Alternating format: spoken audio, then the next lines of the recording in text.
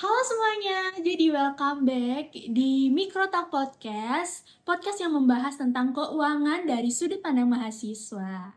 Nah, walaupun bahas tentang keuangan, tapi ini tuh tetap pembahasan yang santai dan relate untuk kita semua dan kehidupan kita sehari-hari. Nah, kenalin, nama aku Niko Mahyarnyani, bisa kalian panggil Komang, dan aku di sini akan menemani kalian untuk episode hari ini.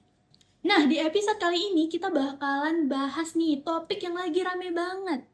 Kalian tahu nggak sih, apalagi buat temen-temen yang punya usaha, punya keluarga pedagang, atau lagi bingung nyari modal usaha itu di mana ya?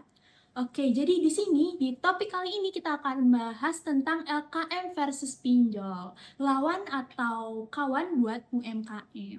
Tapi di episode kali ini tentunya aku nggak bakal sendirian dong. Ada 3 narasumber keren. Yang pertama itu ada Rafid. Silakan Rafid.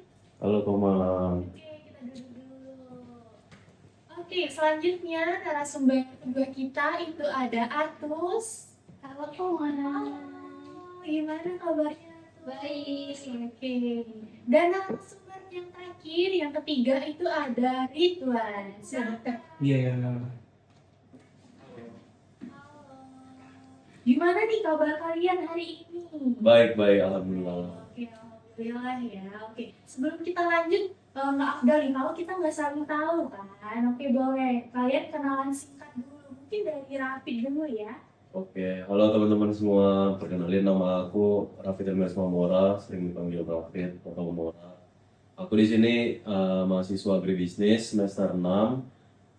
Kalau untuk aku sendiri sih lumayan sering ngebahas soal koperasi dan LKM juga. Dan menurut aku sistem keuangan berbasis komunitas tuh masih jadi yang paling sustain lah buat masyarakat kecil saat ini. Oke, mungkin tadi dari Rafid udah. Kita lanjut lagi geser nih. Halo, Masih. saya Novi atau pengajar Atus. Saya pengguna aktif Vintage yang saya udah merasakan sendiri gimana sih platform digital ini memberikan akses modal yang begitu cepat hingga hitungan jam aja. Dibandingkan yang dulu-dulu sangat sulit untuk dapat diperoleh akses modalnya, mungkin nggak berbulan-bulan atau berhari-hari sampai berminggu-minggu. Lanjut, narasumber ketiga kita ada Ridwan. Silahkan kenalin dulu. Iya, halo semuanya. Saya Ridwan. Kalau saya mungkin ada di posisi yang lebih netral ya. Karena menurut saya mau itu LKM atau fintech itu sama-sama punya kelebihan dan resikonya masing-masing. Tinggal bagaimana sistemnya dijalankan dan siapa yang menggunakannya. Nah, seru banget nih episode kali ini karena kita punya narasumber yang memiliki perspektif yang berbeda-beda. Jadi buat kalian yang mungkin masih bingung, LKM itu apa sih sebenarnya? Jadi LKM itu adalah lembaga keuangan mikro. Nah, contohnya itu seperti koperasi, simpan pinjam, BMT atau BPR yang udah lama jadi tempat masyarakat untuk cari akses keuangan ataupun modal. Sedangkan pinjol atau yang lebih sering kita kenal dengan pinjaman online gitu ya. Mungkin iklannya itu udah banyak banget di platform-platform digital, atau vintage lending itu merupakan platform digital yang mempertemukan antara peminjam dan pemberi pinjaman itu secara online tanpa bertemu secara langsung. Oke, dua-duanya ini bakalan sama-sama menyasar ke UMKM, tapi memiliki pendekatan yang berbeda.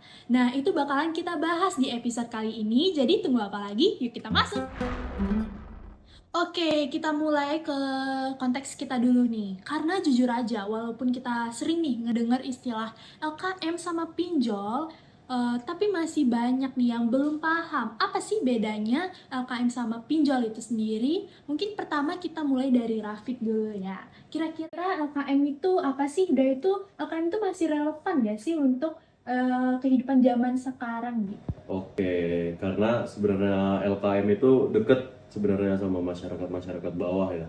Kalau untuk di Indonesia sendiri. Terus kalau dilihat dari data OJK per Januari 2025 tahun lalu tuh ada ratusan LKM yang udah berizin sama mereka. Tapi di luar itu kayak masih banyak juga kayak koperasi-koperasi desa, BMT, kelompok simpan pinjam yang hidup tuh langsung di tengah-tengah masyarakat. Dan mereka tuh bukan cuma minjem uang doang gitu loh, tapi mereka kayak kenal nasabahnya, ngerti kondisi usahanya, bahkan kadang bantu ngajarin ngatur keuangannya juga gitu loh. Jadi ya ada pendampingannya lah, bukan cuma transaksi terus udah selesai gitu, bukan.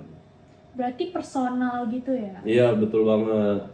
Emang kayak petani, pedagang pasar, sampai ibu rumah tangga tuh yang nggak kesentuh bank gitu ya, masih bisa kebantu lah lewat LKM ini gitu. Nah, kalau dari vintage sendiri, kira-kira menurut kamu gimana, Atus? Kenapa sih pinjol atau vintage ini bisa cepet banget berkembang di zaman sekarang? Mungkin dari aku tuh yang paling utama adalah kemudahan dan kecepatan dalam akses modal. Coba bayangin seorang pedagang kue yang butuh modal cepat untuk usahanya sebelum menjelang lebaran. Kalau misalnya dia ngajuin pinjaman di koperasi, ada beberapa tahap yang harus diselesaikan terlebih dahulu, seperti ngisi G-form atau nunggu hasil rapat anggota, dan uangnya bakal cair menunggu beberapa hari atau beberapa minggu. Berbeda dengan dia ketika meminjam di vintage yang melalui HP tanpa bertatapan langsung, dan itu pun bisa cair pada saat itu juga 24 jam tanpa menunggu lama. Tapi menurut saya di sini penting juga ya buat dibedakan kalau pinjol itu luas sekali artinya, dan fintech itu ada yang legal dan ada yang juga yang ilegal gitu, ada yang diawasi OJK dan ada juga yang enggak, dan itu yang ilegal itu sangat-sangat merugikan masyarakat ya. Begitu juga sama kayak LKM tadi sebelumnya, ada pengelolaannya yang transparan, bagus, dan ada juga yang bermasalah.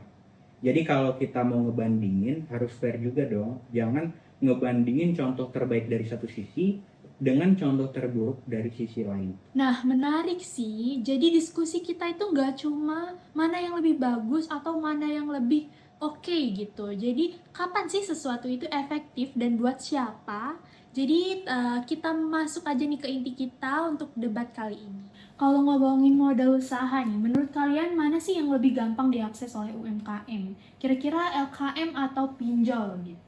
Oke, dari aku sendiri ya, kalau aku sendiri sih nggak munafik ya, fintech emang lebih cepat kalau untuk cairin dananya. Tapi menurut aku sendiri tuh akses itu tuh bukan cuma soal cepet cair gitu. Terlebih di LKM sendiri tuh banyak orang yang nggak punya jaminan, kayak contoh sertifikat atau BPKB. Itu tuh masih bisa mereka dapatkan peminjamannya gitu dari LKM sendiri, karena ada unsur kepercayaan lah antar komunitas gitu. Nah, jadi pengurus koperasi itu kadang kenal gitu siapa yang minjem, kayak karakter usahanya. Itu sesuatu yang nggak bisa diganti lah sama algoritma sendiri gitu. Oke, mungkin tadi udah dari Rafid, sekarang kita dengar nih pendapat dari Atus sendiri. Kira-kira gimana, Atus? Menurut aku itu yang tadi kekurangan yang dibilang sama Mora itu mungkin jadi justru keunggulan dari vintage. Mereka tuh pakai alternatif data, di mana data seperti data transaksi pembelian atau riwayat pembelanjaan ataupun perputaran uang. Nah, dari data-data tersebut itu bisa diukur nih seberapa kelayakannya mereka dapat mengakses kredit tersebut. Jadi petani yang nggak punya aset fisik pun dapat bisa meminjam modal cepat itu dengan cepat dengan adanya ukuran kelayakan dari aktivitas digitalnya. Oke, tadi kan menurut Atus dan Rafid ya. Kita lanjut nih ke Ridwan sendiri. Kira-kira dari perspektif yang netral, itu gimana sih LKM sama pinjol itu? Ya, jadi menurut saya dua-duanya itu punya tantangannya masing-masing ya. Fintech emang unggul secara teknologi, tapi kita nggak bisa lupa juga kalau akses di masyarakat itu masih belum rata. Di beberapa daerah justru LKM berbasis komunitas ini masih jauh lebih efektif dibanding sama layanan digital. Jadi mungkin jawabannya bukan memilih salah satu, tapi menyesuaikan dengan konteks wilayah dan kebutuhan masyarakatnya. Nah, ini yang paling sensitif nih biasanya. Kalau udah ngomongin pinjaman, pasti orang-orang tuh langsung mikir, bunganya berapa ya kira-kira? Oke. Menurut Atus nih, bener gak sih kalau vintage itu bunganya itu bisa lebih rendah atau sebenarnya itu bakal lebih tinggi gitu? Oke, mungkin untuk pinjaman atau pinjol legal yang bertenor panjang tuh seringkali bunganya lebih berkompetitif ya. Ada platform P2P lending yang diawasi ketat oleh OJK menawarkan bunga 1-2%. Nah, itu untuk nasabah dengan profil resiko yang baik atau bisa dibilang menjamin lah. Nah, kalau misalnya proses yang efisien secara digital itu dapat memangkas biaya operasional, mungkin juga itu dapat diteruskan kepada konsumen dengan biaya bunga yang lebih rendah. Oke, nah tapi sebenarnya masalah profit bagus itu tadi ya, sebenarnya di UMKM kecil itu yang paling butuh modal tuh justru sering dianggap risiko tinggi. Akhirnya dapat bunganya tuh justru lebih membengkak lah, lebih gede gitu. Nah kalau di koperasi itu sendiri, pendekatannya tuh lebih solidaritas lah antar anggota. Bahkan di BMT Syariah tuh konsepnya tuh bukan bunga tapi bagi hasil gitu. Iya, dan yang masih jadi persoalan besar sampai sekarang itu pinjol yang ilegal, yang bunganya itu bisa tinggi banget dan metode penagihannya juga sering aneh dan bermasalah. Banyak masyarakat yang sebenarnya belum paham bagaimana cara ngebedain yang mana fintech legal dan yang mana yang ilegal. Jadi literasi keuangan itu masih jadi PR besar juga buat masyarakat. Oke, tadi kan kita udah bahas ya, bagaimana LKM sama pinjol itu, cara aksesnya, dan tadi juga udah bahas tentang bunganya itu kira-kira gimana. Oke, sekarang kita lihat nih dari perlindungan nasabahnya sendiri. Kalau dari sisi perlindungan nasabah nih, kira-kira menurut kalian itu gimana? Oke, kalau menurut aku sendiri ya, kekuatan terbesar dari LKM itu sendiri tuh hubungan personalnya sih.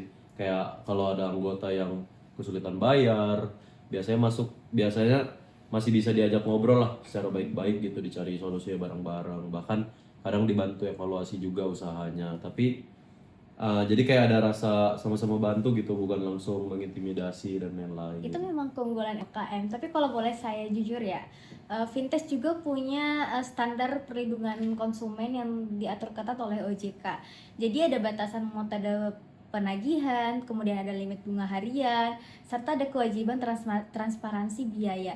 Dan kalau ada pelanggaran pun itu bisa langsung dilaporkan kepada OJK melalui aplikasi tersebut. Masalahnya, perlindungan regulasi itu baru efektif kalau masyarakat paham sama haknya. Banyak orang yang asal scroll dan klik aja tanpa baca syarat dan ketentuannya. Di situ menurut saya edukasi dan komunitas atau LKM masih sangat penting gitu. Oke, sekarang kita bakalan ngomongin tentang dampak dan keberlanjutannya nih. Ngomong-ngomong tentang dampak, kira-kira dampak jangka panjangnya itu gimana sih? Mungkin menurut Atus nih, menurut kamu gimana sih dampak jangka panjang dari vintage itu sendiri? Punya tapi yang vintage itu punya tapi belum dimiliki oleh LKM. Oke, vintage yang bagus itu bukan hanya dia mengasih pinjaman saja, tapi mereka juga mengintegrasikan dengan marketplace. Jadi sistem pembayaran digital, invoice management, bahkan asuransi mikro.